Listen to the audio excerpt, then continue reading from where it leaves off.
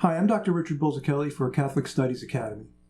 Today I'll be talking about an episode in the Old Testament which many of us find interesting and puzzling, maybe a little bit disturbing. It's the passage about the golden calf. In the book of Exodus, after Moses leads the people out of Egypt into the desert, and then goes up into the mountain to receive the oracle from God. This is when he receives the 10 Commandments, and really even an exposition of the deeper meaning of the commandments, other rubrics that the people of Israel are supposed to follow. It's a rather detailed discussion that God has with him. And Moses is up in the mountain for 40 days before the theophany occurs for him, right? So the people don't really know where Moses has disappeared to. They don't know if he's coming back. They start to lose their faith. Or at least they start to lose their faith that Moses really has much to do with their future. Now, the interesting thing here is that they decide to take matters into their own hands. They go and they decide to forge a deity by their own hands, right? They melt down gold and they form it into a golden calf, the figure of a golden calf. And then they begin to render worship. So one of the interesting things that we have going on here, right, is that we usually think of this passage as an abrupt turn of the people Israel, right? An abrupt turn of the Hebrew people from their willingness to worship Yahweh to suddenly complete reversion to some sort of paganism and worshiping false gods. Actually, the real story is somewhat more subtle than this. Granted, the final diagnosis is very much the same, but what's really interesting is how we get to the stage of idolatry. It's not simply a matter of them forming some sort of iconographic representation of God. That's not the thing that really makes this a fall, but something else. And we want to appreciate this because once we do, we can really see the relevance of this passage for the rest of us, for us today. Maybe we're not making golden calves and setting them up in our churches or something, but we're at risk of doing other similar kinds of things conceptually. And I want to explore some of the passages in Scripture and some of the concepts, the subtext, that are relevant to this particular problem. So let's take a look just briefly at the passage, and then we'll get into some more discussion about what it really means. When the people saw that Moses was a long time before coming down the mountain, they gathered round Aaron and said to him, "Come, make us a god to go at the head of us. This Moses, the man who brought us up from Egypt, we do not know what has become of him." Aaron answered them, "Take the gold rings out of the ears of your wives and your sons and daughters, and bring them to me." So they all took the gold rings from their ears and brought them to Aaron.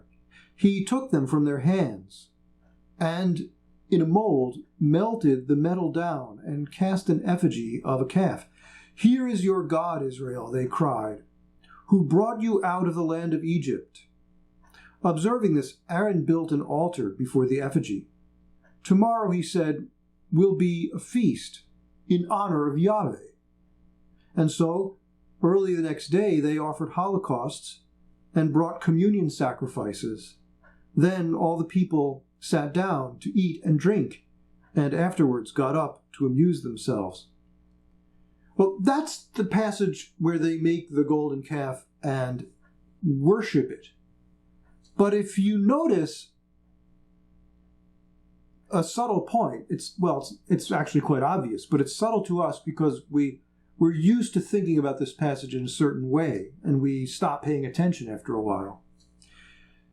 You'll note it's actually quite clear that they identify the golden calf as representing whom?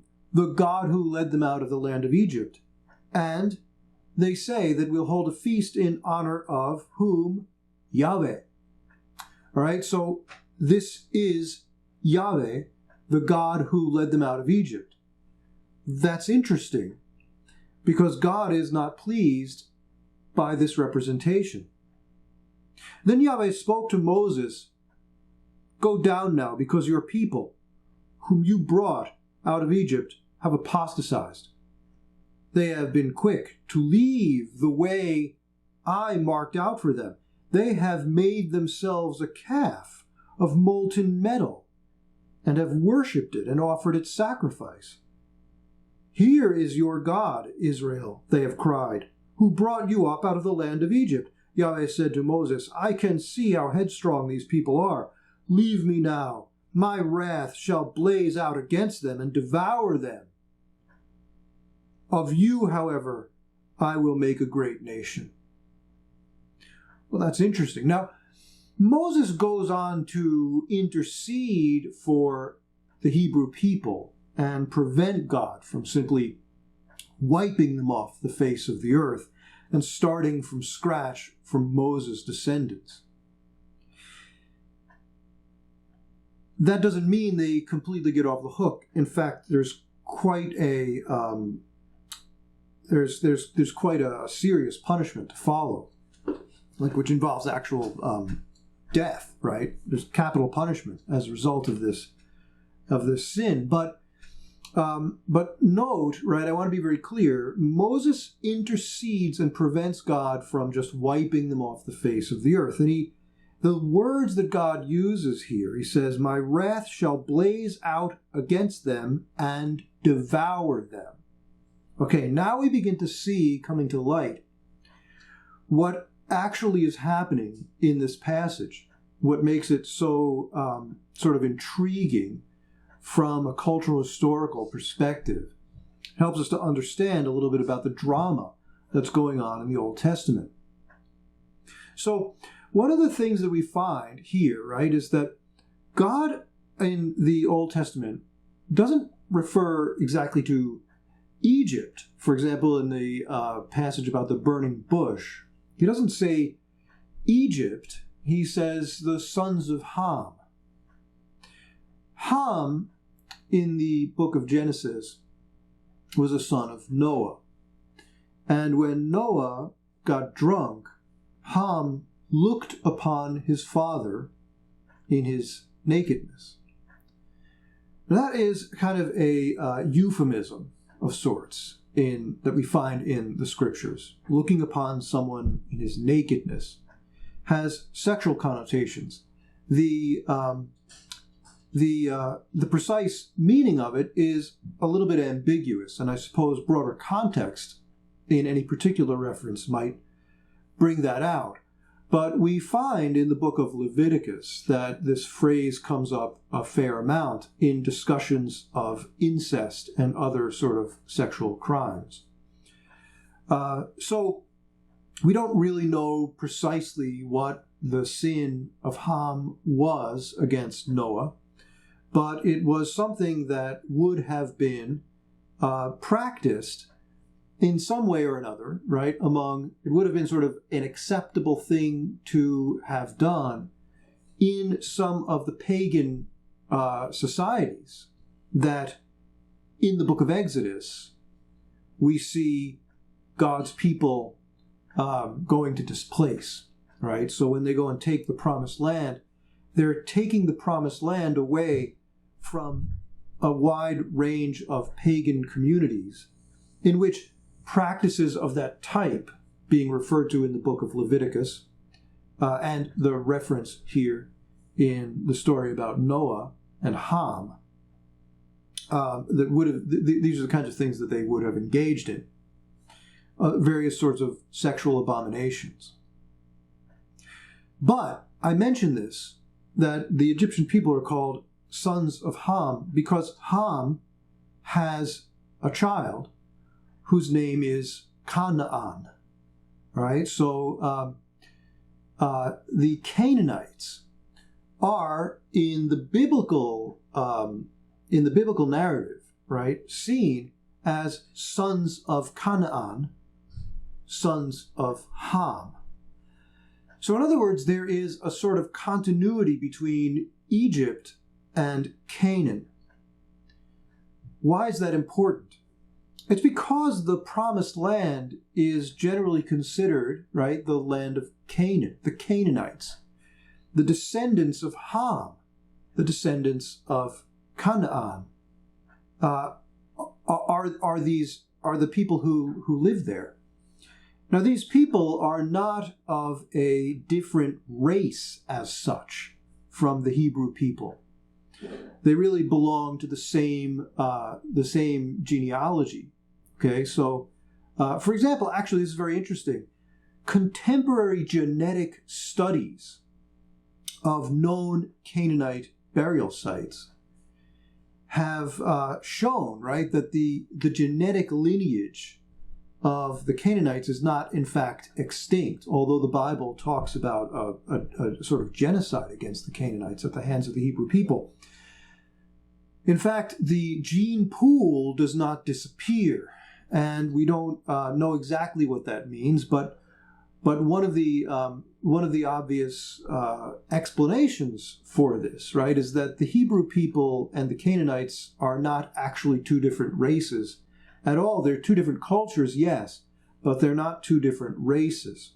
And the reason that's important for us in this discussion is that the Hebrew people and the Canaanites actually share a common heritage.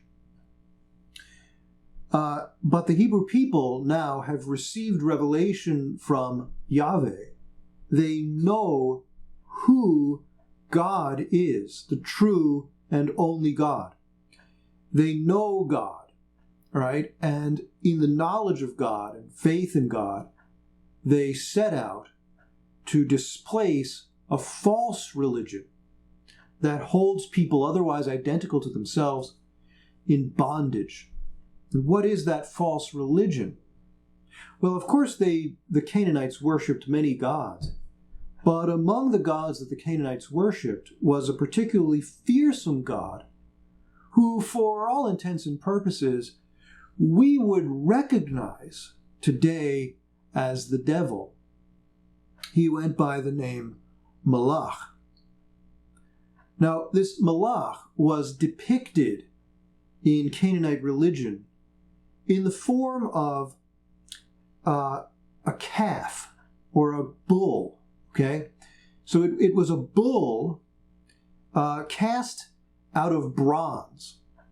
So it's a metal, right? A bronze or brass or something. You know, the language is somewhat ambiguous here because metallurgy has come a long way since the ancient world. But this is it's a bull made of metal.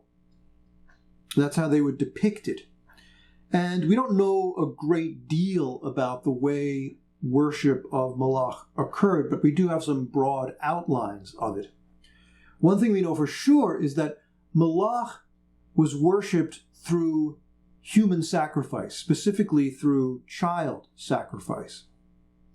Moloch was a bloodthirsty and vengeful god. He was a god who literally devoured his people, okay? So they would build a fire, and in this fire would sit this metal sculpture of the bull, and they would supposedly place into the arms of the bull various sacrificial offerings, and among them were of course their children.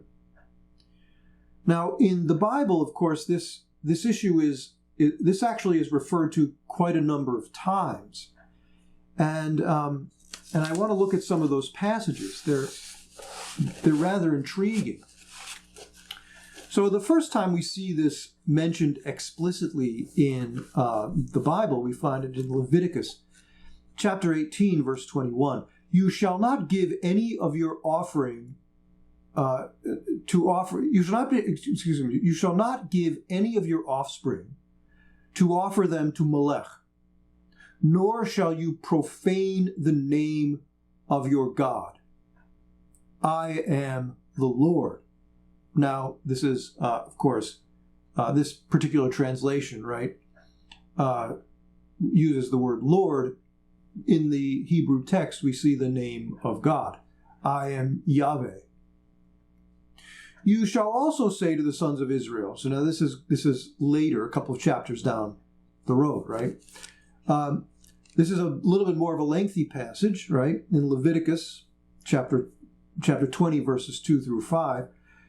You shall also say to the sons of Israel, any man from the sons of Israel or from the alien sojourning in Israel who gives any of his offspring to Moloch shall surely be put to death. The people of the land shall stone him with stones. I will also set my face against that man and will cut him off from among his people, because he has given some of his offspring to Moloch, so as to defile my sanctuary and to profane my holy name. If the people of the land, however, should ever disregard that man when he gives any of his offspring to Moloch, so as not to put him to death, then I myself will set my face against that man and against his family, and I will cut off from among their people both him and all those who play the harlot after him, by playing the harlot after Moloch. So here you see this reference to adulterous language, right? Adultery against God in the form of idolatry. So if we do not cast off those who worship Moloch through the offering of child sacrifice, then we ourselves become partakers of that. We're sort of complicit in that sacrifice, and God disavows us.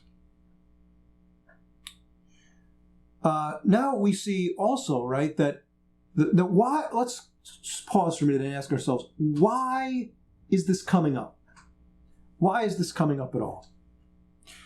It's because, remember, right, these are actually the same people. They share the same heritage.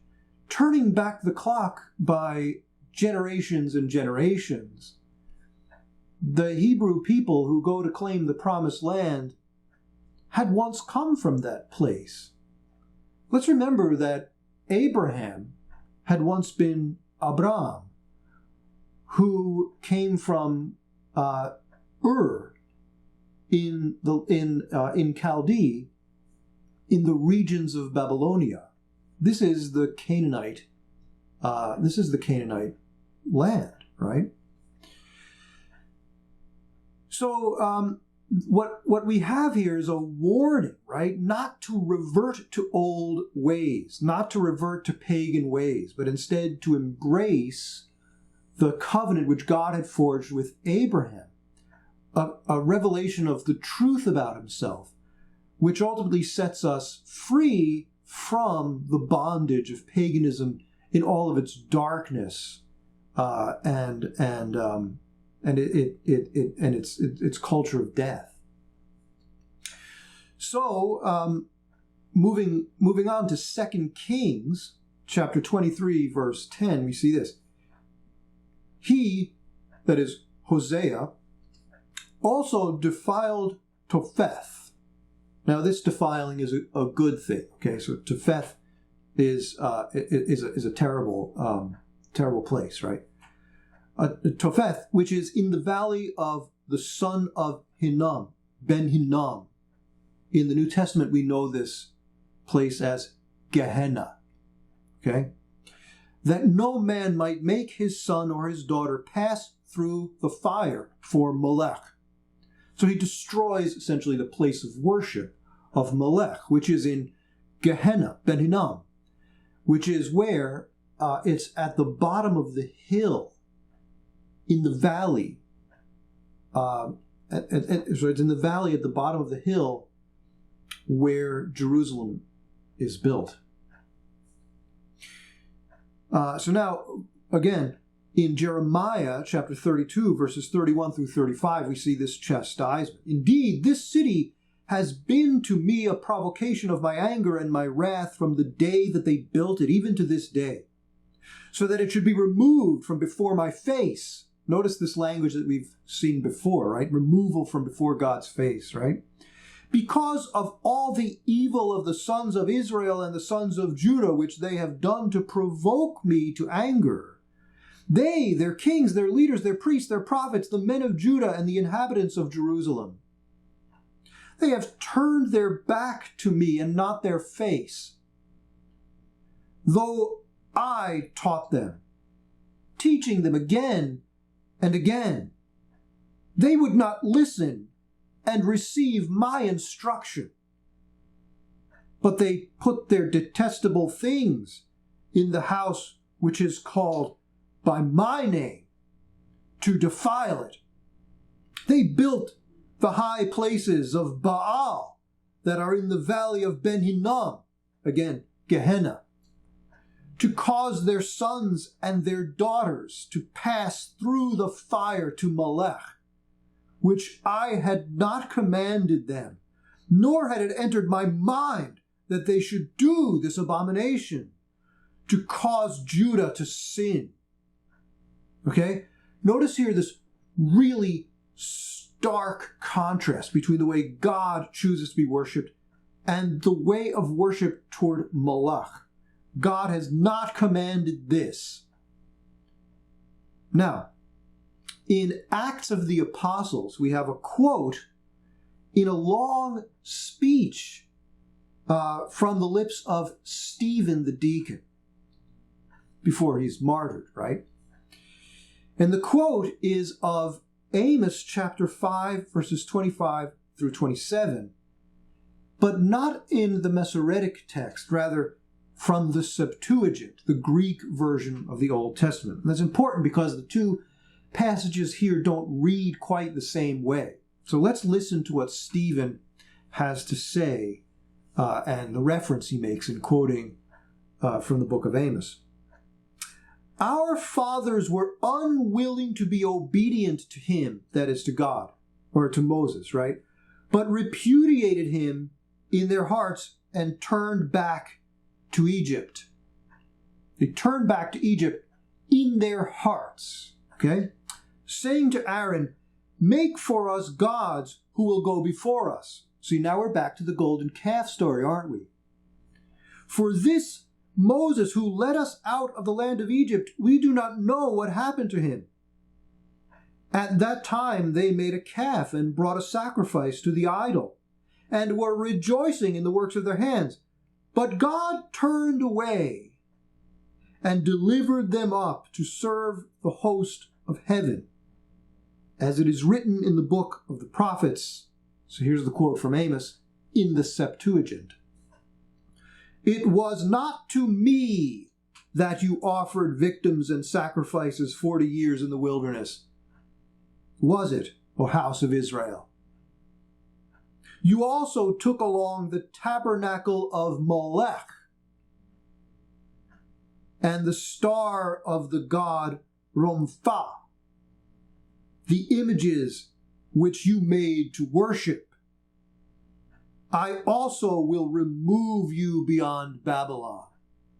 Okay, so now Amos is talking about the then impending period of exile in Babylon, which befell the people Israel on account of their idolatry at least in their hearts, right? Although the language that we find in these passages actually suggests even grotesque, overt idolatry. actual worship of Moloch.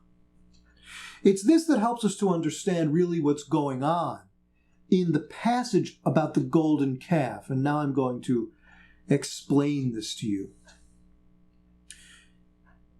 The people Israel had been waiting for God to reveal in fullness the manner in which he wished to be worshipped, to disclose the parameters of the covenant that he would make with Israel. God's self-revelation in the Old Testament here is a revelation of a God who is compassionate, a God who, though he punishes the wicked, nonetheless seeks to redeem. He prefers to he prefers to rehabilitate the sinner, right, rather than just wipe him off the face of the earth. And he isn't a bloodthirsty God. This is something that we learn as early as the story of Abraham's readiness to sacrifice Isaac. Abraham was willing to do this because in his world, that was a normal thing for a God to ask. Child sacrifice, right? In that world from which Abraham had been called by Yahweh, Moloch would certainly have requested child sacrifice, right? The sacrifice of one's offspring. And so when God makes this request of Abraham, he rises in willingness to do this. It makes sense to him that God would command such a thing. He doesn't have figured out exactly how God will go on to fulfill the promise that he made to give him descendants through Isaac if he's about to immolate Isaac on the altar. But nonetheless, he's willing to accept that somehow God has this worked out. But he's willing to go and do this thing because he thinks that this is a normal thing for gods to do.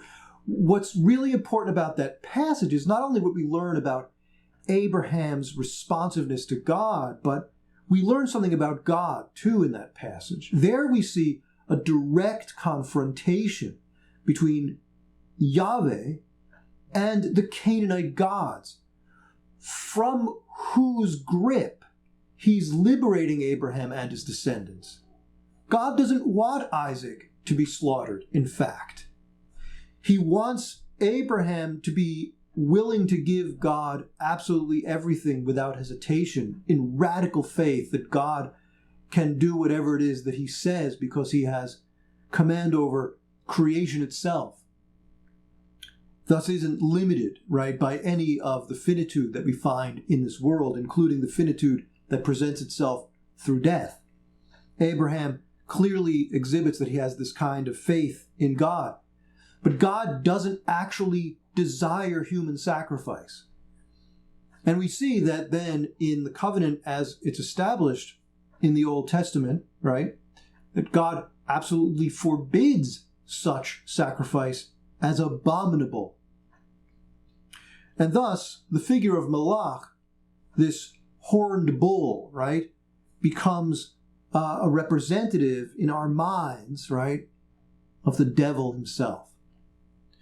When the people Israel lose patience and don't wait for God to disclose to them what covenant with him would really look like, but instead presume to figure God out for themselves and do what comes to their own minds kind of naturally. But remember, as fallen, sinful human beings whose intellects and wills are darkened by sin, what they come up with is the offspring of Moloch, the golden calf, right, from the great bronze bull. They fashion the new covenant with God after the old covenant with Moloch that had kept their own people in bondage before the time of Abraham.